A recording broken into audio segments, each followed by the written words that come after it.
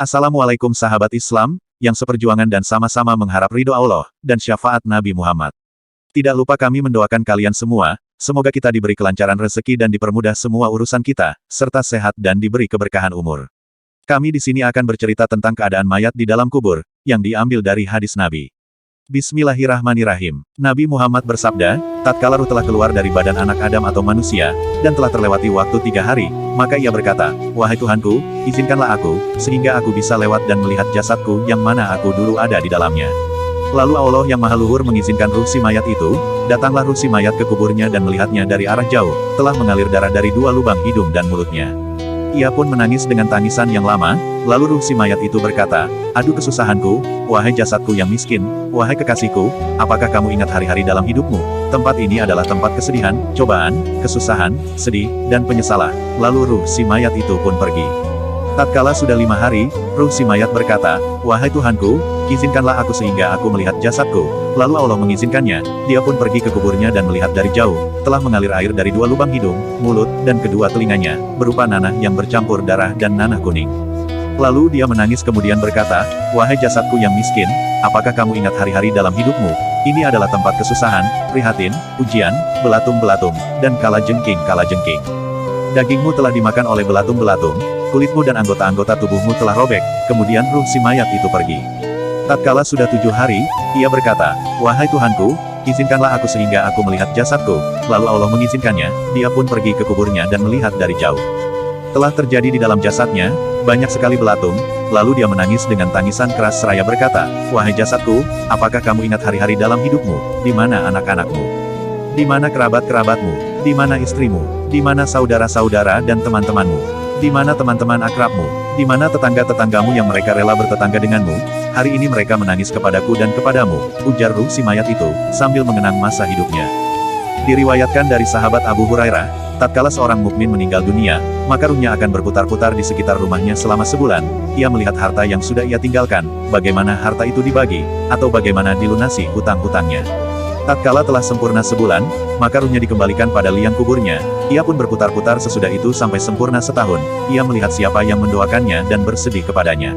Tatkala telah sempurna setahun, maka diangkatlah ruhnya pada tempat di mana para ruh berkumpul sampai hari kiamat, yakni hari ditiupnya sangkakala. Allah yang Maha Luhur berfirman, pada malam itu turun malaikat-malaikat dan ruh dengan izin Tuhannya untuk mengatur segala urusan. Surat Al-Qadr, ayat 4. Diriwayatkan dari Abu Sa'id Al-Khudri bahwa ia berkata, Rasulullah masuk ke tempat sholatnya, kemudian beliau melihat orang-orang tengah banyak berbicara.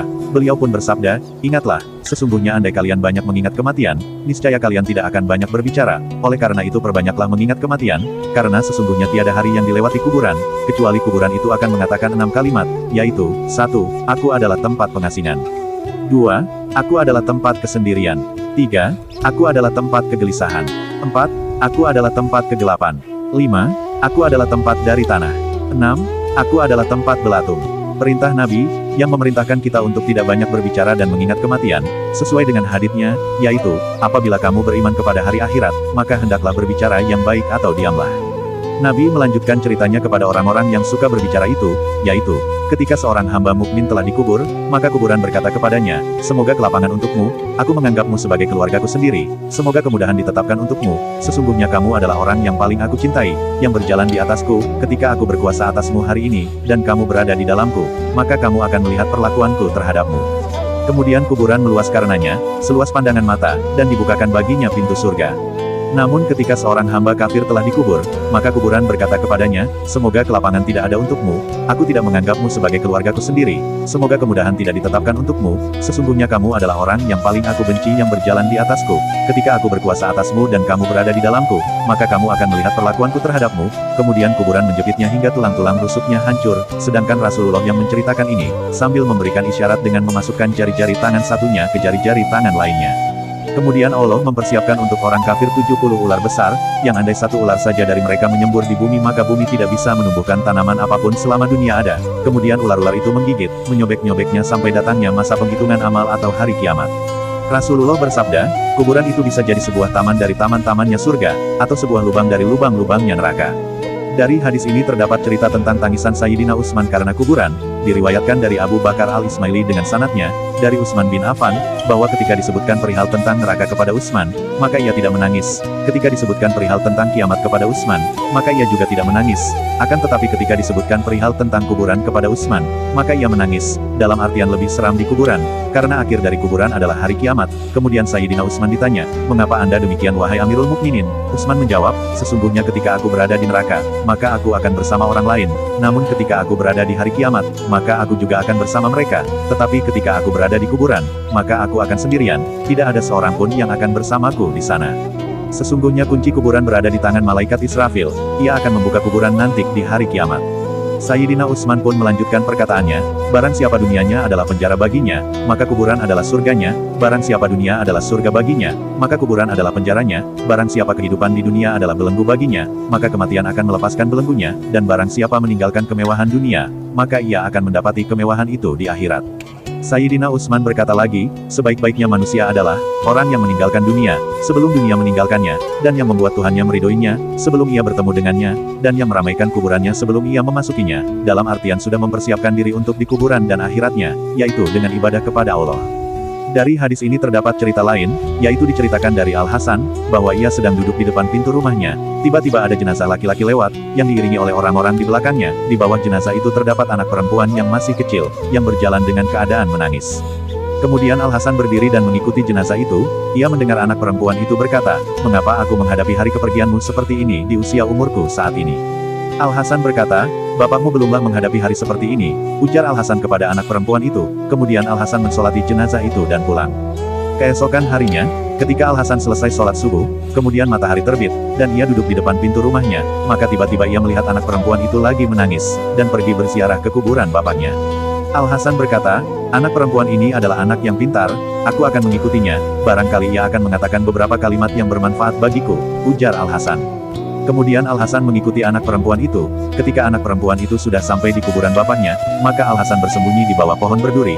Kemudian anak itu memeluk kuburan bapaknya, dan meletakkan pipinya di atas tanah kuburan bapaknya seraya berkata, "Wahai bapakku, bagaimana bisa kamu semalaman berada di kuburan yang gelap sendirian, tanpa lampu dan seorang teman penghibur? Wahai bapakku, kemarin malam aku masih memberikanmu lampu, lantas adakah yang memberimu lampu tadi malam? Wahai bapakku, kemarin malam aku masih memasangkan tikar untukmu, lantas adakah yang memasangkan tikar untukmu tadi malam? Wahai bapakku, kemarin malam aku masih memijat kedua tangan dan kedua kakimu, lantas adakah yang memijatmu tadi malam? Wahai bapakku, kemarin malam aku masih memberimu minuman, lantas adakah yang memberimu minuman tadi malam kepadamu? Wahai bapakku, kemarin malam aku masih membalikkan tubuhmu dari kanan ke kiri, lantas adakah yang membalikkan tubuhmu tadi malam? Wahai bapakku, kemarin malam aku masih menyelimuti tubuhmu yang terbuka, lantas adakah yang menyelimutimu tadi malam? Wahai bapakku, kemarin malam aku masih melihat wajahmu, lantas adakah yang melihat wajahmu tadi malam? Wahai bapakku, kemarin malam ketika kamu memanggilku, maka aku akan memenuhi panggilanmu, lantas adakah yang kamu panggil tadi malam dan adakah yang memenuhi panggilanmu? Wahai bapakku, kemarin malam aku masih bisa memberimu makanan ketika kamu ingin makan, lantas apakah tadi malam kamu ingin makan dan siapakah yang memberimu makan? Wahai bapakku, kemarin aku masih bisa memasak makanan untukmu, lantas adakah yang memasak untukmu tadi malam, kata anak perempuan itu. Mendengar perkataan anak perempuan itu, Al-Hasan yang bersembunyi di balik pohon pun menangis, dan keluar dari persembunyiannya. Kemudian ia mendekati anak perempuan itu, dan berkata, "Wahai anakku, jangan mengatakan hal-hal semacam itu, tetapi katakanlah, wahai bapakku, kami telah menghadapkanmu ke arah kiblat, maka apakah kamu masih dihadapkan ke arah kiblat atau dipindah ke arah lainnya? Wahai bapakku, kami telah mengkafanimu dengan kafan yang terbaik, maka apakah kafan itu masih kamu pakai atau telah dilepas darimu? Wahai bapakku, kami telah meletakkanmu di dalam kuburan dengan kondisi tubuhmu yang sehat, maka apakah tubuhmu masih sehat atau sudah dimakan oleh ulat-ulat?" Setelah itu Al-Hasan melanjutkan perkataannya, "Wahai anakku, katakanlah kepada bapakmu ini yang sudah mati, wahai bapakku, sesungguhnya para ulama berkata, kalau seorang hamba ketika di kuburan, akan ditanya tentang keimanannya, maka sebagian dari mereka ada yang bisa menjawab, dan ada yang tidak bisa menjawab, maka apakah kamu bisa menjawab tentang keimananmu, atau tidak bisa menjawabnya? Wahai bapakku, sesungguhnya para ulama berkata, kalau kuburan akan diluaskan bagi mayit tertentu, dan akan disempitkan bagi mayit tertentu pula, maka apakah kuburanmu menyempit atau meluas? Wahai bapakku, sesungguhnya para ulama mengatakan kalau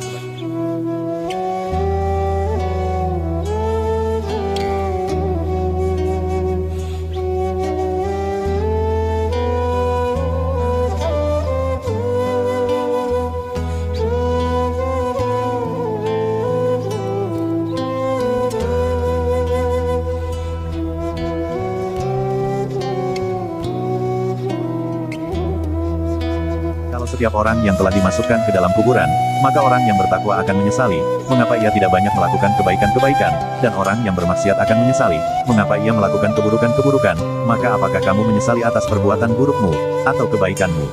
Wahai Bapakku, ketika kamu masih hidup ketika aku memanggilmu, maka kamu akan menjawab panggilanku, maka sudah lama aku di atas kuburanmu memanggilmu, maka mengapa aku tidak bisa mendengar suaramu? Wahai Bapakku, kamu telah pergi dan akan bertemu denganku di hari kiamat. Ya Allah, janganlah engkau menghalangi kami bertemu di hari kiamat, ujar Al-Hasan mengajari anak perempuan itu. Catatan Al-Fakir mengatakan, Al-Hasan berkata demikian, tujuannya untuk mengajarkan anak kecil yang menangis itu, karena anak itu awalnya meratapi bapaknya yang sudah meninggal. Sedangkan Al-Hasan mengajarinya serta tujuannya untuk mengingatkan kita, dan tujuannya biar tidak dilaknat oleh Allah, serta bisa diambil kesimpulan, bahwasanya di alam kubur akan terjadi seperti apa yang telah dikatakan oleh Al-Hasan, bukan seperti apa yang telah dikatakan anak kecil itu. Nabi melarang kita meratapi mayat, bukan menangisi mayat, namun sabar lebih utama. Kemudian anak perempuan itu berkata, wahai Al-Hasan, sungguh bagus kalimat-kalimat keluhanmu terhadap bapakku, dan sungguh bagus kalimat-kalimatmu yang menasehatiku, dan yang menyadarkanku dari kelalaian orang-orang yang lalai. Kemudian anak perempuan itu pulang bersama Al-Hasan.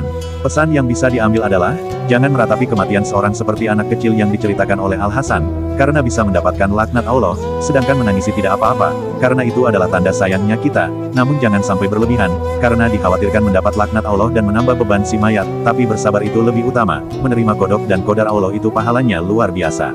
Semoga bisa diambil hikmahnya, serta bermanfaat. Akhir kata, Assalamualaikum warahmatullahi wabarakatuh.